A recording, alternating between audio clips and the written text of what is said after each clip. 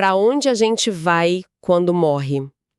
Essa pergunta, olha, talvez seja a mais antiga de todas, né? Com certeza. Todo mundo já se fez essa pergunta. E a gente cresce com aquelas imagens, um céu que fica literalmente lá em cima, sabe? Além das nuvens, com portões de pérola. A ideia de que morrer é fazer uma viagem, pegar um passaporte para um outro lugar bem longe. É uma imagem muito concreta. Exato. Mas hoje a gente vai fazer um mergulho diferente. Vamos olhar alguns textos que são a base da doutrina espírita, como o Céu e o Inferno, a Gênese, o Livro dos Médiuns, para explorar uma resposta que, assim, vira essa ideia de ponta cabeça. Uhum. Nossa missão aqui é investigar se o além não é um lugar para onde se vai, mas sim um estado em que se está. É uma mudança de perspectiva total, né? E essa questão da localização é fundamental, porque ela define como a gente se relaciona com a vida após a morte. Define tudo. Esses conceitos antigos que você mencionou, de céu para cima e inferno para baixo, eles eram super lógicos para a época. Eram um reflexo do que se sabia sobre o universo. Claro. O que as fontes que a gente analisa mostram é que, quando a ciência começou a mapear o cosmos de verdade, com telescópios, cálculos, a ideia de um céu com CEP, com endereço fixo, simplesmente não se sustentava mais. Simplesmente caiu por terra. Exato. Foi um choque de realidade que abriu a porta para uma compreensão completamente nova. Então vamos começar por aí, por essa demolição. É fascinante pensar nesse mapa mental antigo. Porque a gente sempre teve essa necessidade de dar um endereço pro além, um CEP pro céu. Porque o ser humano precisa de coisas concretas, né? A gente tem dificuldade com o que é abstrato, com o que a gente não pode ver ou tocar. Aham. Como o céu e o inferno detalha, era natural para os antigos colocar a felicidade nas regiões superiores, tipo o céu, o sol, as estrelas, e o sofrimento nos lugares inferiores, como o centro da Terra. Que era associado ao fogo, à escuridão. Isso. A Gênese vai fundo nisso, lembrando do sistema de Ptolomeu, que foi a visão de mundo oficial por séculos. A Terra ficava no centro e era cercada por esferos de cristal, céus sólidos. O último deles era o Empírio, a morada dos felizes. Era um mapa mesmo, um GPS para a alma. Um GPS que te mandava ou para cima ou para baixo. Mas aí, como você disse, a gente inventa o telescópio, aponta para cima e... Ué, cadê os portões? Cadê os andares? Imagina um choque. Como foi essa demolição da geografia do além? Foi um balde de água fria, né? A ciência chegou e, de repente, mostrou que a Lua tinha crateras, que Júpiter tinha luas, que os planetas eram mundos parecidos com a Terra. Não eram esferas perfeitas de cristal. Não eram. Basicamente, a ciência desmontou o parquinho todo. Aquele prédio cósmico não parava mais de pé. E é nesse vácuo que a revelação dos espíritos, que está nas fontes, ganha uma força imensa. Certo. A pergunta em O Livro dos Espíritos é direta. Os espíritos ocupam uma região determinada e circunscrita no espaço? E a resposta é um não sonoro, categórico. Ok. Então, se não é um lugar físico, a gente volta para a estaca zero. A resposta é, eles não estão em lugar nenhum. Ou estão em todos os lugares. Exatamente, em todos os lugares. A resposta da questão continua e é uma das ideias mais impactantes de toda a doutrina. Diz assim: os espíritos estão por toda parte, povoam os espaços sem fim, até o infinito. Nossa! Estão constantemente ao vosso lado, vos observam e atuam sobre vós sem que o percebais. É isso. Não existe um lá e um aqui. É tudo aqui. Peraí! Isso é uma virada de chave gigantesca. Então, toda a nossa cultura de olhar para o céu quando a gente pensa em alguém que se foi, está, na prática, olhando para o lugar errado. É uma forma de ver, sim. A gente deveria olhar para o lado. Essa é a grande sacada. Essa é a grande sacada. A gente não precisa de um telescópio. Talvez precise de um microscópio, metaforicamente falando. A vida espiritual não está num universo paralelo distante. Está entrelaçada na nossa. Exato. Eles não estão em outro lugar. Estão em outra frequência, por assim dizer. Isso me leva a outra questão. Se eles estão aqui agora, nesse ambiente, isso significa que essa ideia de um mundo dos vivos e um mundo dos mortos separados é uma ilusão. É uma ilusão dos nossos sentidos. As fontes vão ainda mais longe. Em O Livro dos Espíritos, a lógica é totalmente invertida. A pergunta é: qual mundo é o principal, o espiritual ou o corporal? E a gente diria que é o nosso, o corporal, o senso comum diria isso. Mas a resposta é clara: o espiritual. Ele pré-existe e sobrevive a tudo. O nosso mundo, o mundo da matéria, é que é secundário. Secundário. Sim. Poderia nem ter existido e isso não mudaria a essência do mundo espiritual. Pera um pouco. Se o mundo espiritual é o principal e o nosso é o secundário, então nós é que somos os fantasmas temporários na realidade deles. Isso. Inverte completamente a lógica que a gente tem na cabeça. Totalmente. Nós estamos de passagem. Somos nós que estamos em uma condição temporária e excepcional. A vida permanente, a regra, é a vida do espírito. Uau! Essa coexistência que pra gente parece estranha ou até assustadora é, na verdade, a condição natural do universo. Nós é que estamos mergulhados num estado diferente por um tempo. Certo. Mas a pergunta de $1 milhão é: se eles estão por toda parte, nos acotovelando como dizem as fontes, por que a gente não os vê? Se o estúdio está lotado agora, por que eu só vejo você? A resposta está na limitação dos nossos 5 sentidos.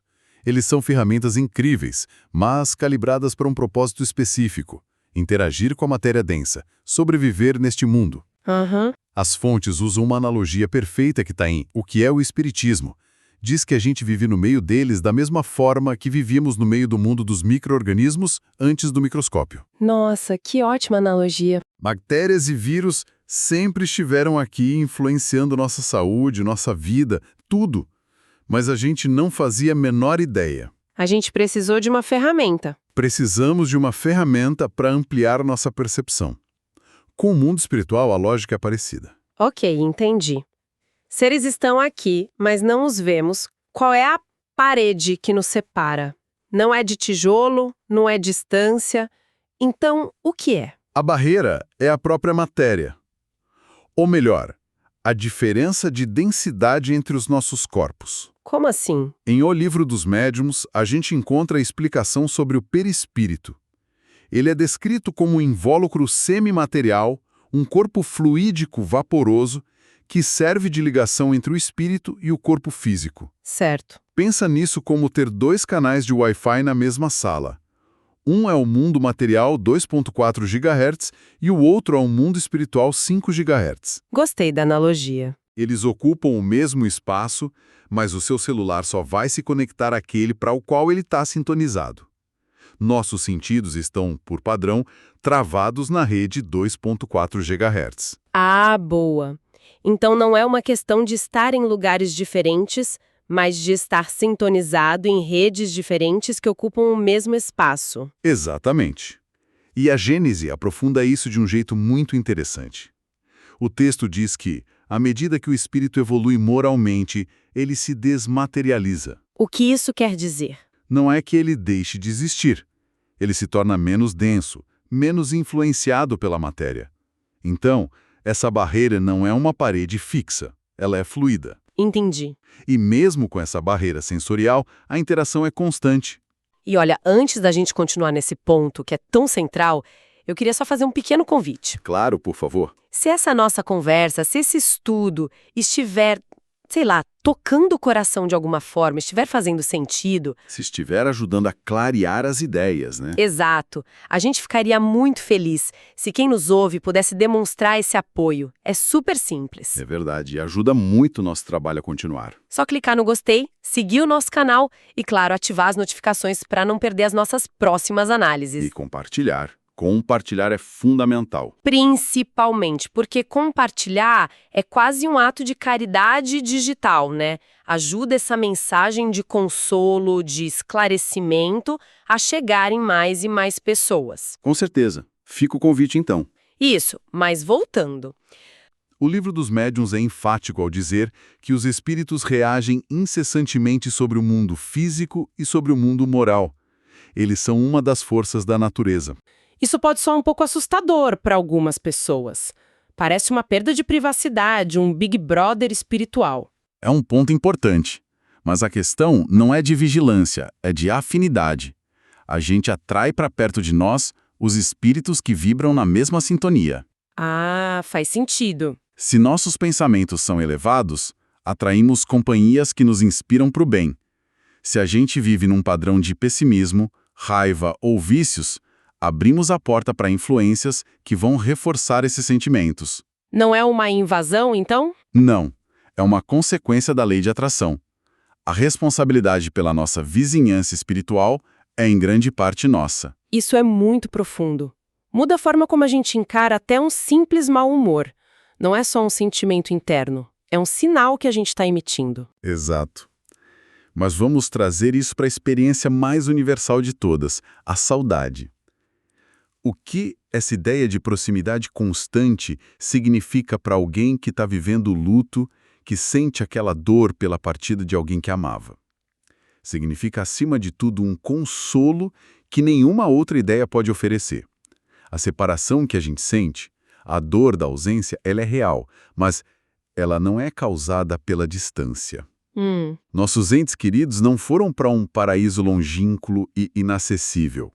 A separação é uma condição temporária, imposta pela muralha da matéria e pelos nossos diferentes estados. Eles continuam próximos. Continuam próximos, compartilhando o mesmo espaço, só que em outra faixa de existência.